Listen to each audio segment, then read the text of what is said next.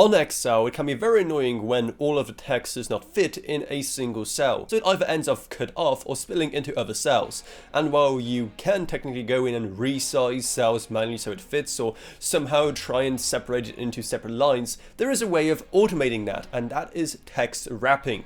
That way, all of the text will always be visible by splitting it up into lines and changing the size of the cell with it. So how exactly do you do that? Well, we'll be going through the process in this very video.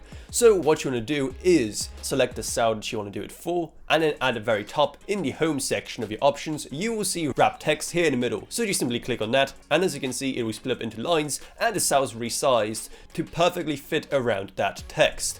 So if you ever want to revert it, simply just select the cell again and click on that button again, and it's going to go back to the way it was. You can do it not only for single cells, but also for selections. Like for example, if there's multiple places where the text is not fitting correctly, then you can just use wrap text to do all of them. You can also do it before you actually add in any text, so it's going to start automatically doing it whenever you actually add anything to it. So you can select entire rows or columns, or even just the whole spreadsheet by clicking here in the corner, and then just click on wrap text, and then any future text that you're going to put into the affected cells is also going to get changed in this way.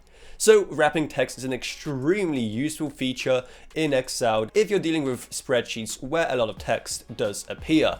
So hopefully you have found this video on how exactly you can wrap text in Excel helpful. Again, it is an extremely helpful feature, though keep in mind that it is going to affect the size of other cells in the same row or column, so it might affect how other parts of your spreadsheet can look as well. So hopefully you found this video helpful, and if you did, make sure to subscribe to How To Authority for more like this in the future.